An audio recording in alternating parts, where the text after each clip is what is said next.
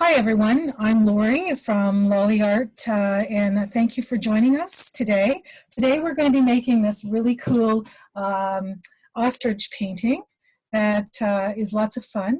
It's titled Social Distancing. So that's what we're going to be doing today. The birds are going to be any color that you want them to be. So we're going to work from whatever palettes you have. So this is a COVID experience where we may not even be using canvases. You may be using anything that you choose. So there are rocks that you could possibly find in your backyard. It could be the back of a wooden spoon that you paint from, or it could even be a paint stick, or a piece of wood, or driftwood, or whatever you have. To start with, we're going to go over your equipment.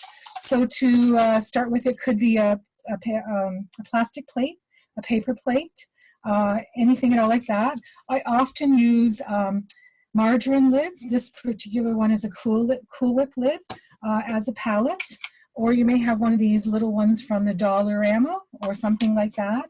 And as well, if you are painting and you like to paint, to keep your paint for a day or two until you're done, you could use a food container of sorts, and it has a divided area, or maybe it doesn't have a divided area. And it has a lid on it, so you can seal it all up after you're painting for that day, and then go back into it the next day, and your paint should still be wet enough for you to use. This is a food container, divided food container, plastic one that you could also use. So you can see there's all kinds of choices you can use to use as your palette. Below here is my palette that I actually use. I use a homemade Stay Wet palette. It has wet sponges, thin sponges on the very bottom of it. It has a piece of wax paper. You can go directly onto the plastic, or you can use, I like to use wax paper, because at the end of when I'm done painting, I will just roll it up and discard it. So to talk about your paint acrylics is actually liquefied plastic. So it can do a number on your on your sink. So that's why I don't wash out the plastic palette, and I use wax paper, and then I just discard it into the garbage. So you could be using any kind of acrylic paints.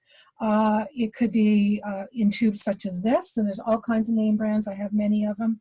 Or this is the stuff from the Dollarama store, or dollar store, and you can certainly use that as well. For those of you who don't have acrylic paints, of course, you can use anything that you have.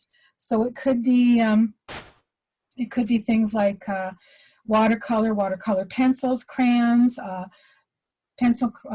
crayons themselves, anything at all, or maybe you're just joining us to sketch, which is great.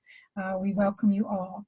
Some of the tools that you'll be using as far as brushes and things like that go, so you may not have everything in your home, and that's fine. So I will be using myself a square and a filbert, which had the difference between the square and the filbert. You can see there's a bit of a rounded edge. And I will be using a smaller brush as well. Okay, you can use anything you want. So one of my favorite brushes is a pastry brush. You can get this from the dollar store as well. And of course, it was brand new. You don't want to use one from the kitchen cupboard. You need it to be clean.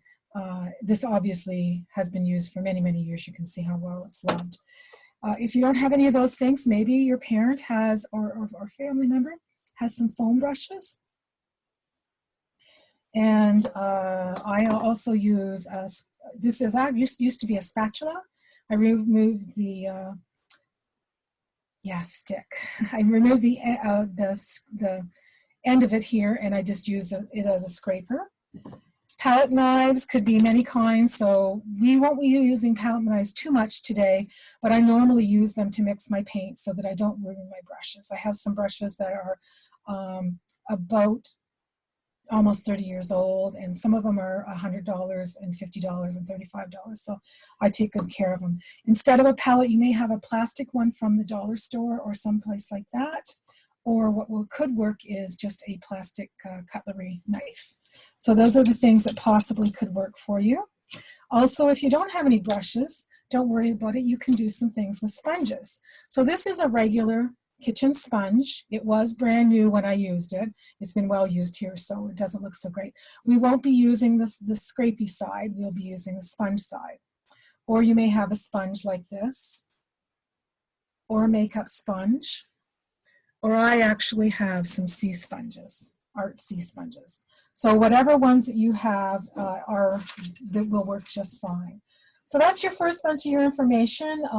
We also have, so most of us will have credit cards, or when you stayed at a hotel, they're great for scraping, such as using as a palette knife or a brush. And you can cut them down into sizes to make scrapes into the painting as well. So that will work. A toothpick will work as well if you need a little end, so just a regular, well, I guess that doesn't work on my skin, a regular toothpick or a dental floss pick, okay? So those are the things that you could possibly use. Next, you may want some regular children's chalk, whether it be fat or skinny, it doesn't matter, one or the other, or a pencil. So let's get down to it right off the bat. So here at my palette, you will see a couple of things. In the foreground here, you will see a sponge. I will be using that. You don't have to use that. You could use paper towels. I use the ergonomic way, and as well a little container with a piece of towel in it that I use to wipe off the moisture versus using a paper towel. But you're certainly welcome to use paper towel. So here in the colors we're using is ultramarine blue, a yellow of sorts, white, phthalo blue, and black, magenta, and we have violet Winsor, and we have phthalo green, and this is called cad red, although you may see it as a bit of an orange. So those are the colors we're going to use. You're welcome to use any colors that you have, or you can mix colors together to get what you want. So these birds are going to be any color that you want them to be. They do not have to be this color at all. Okay.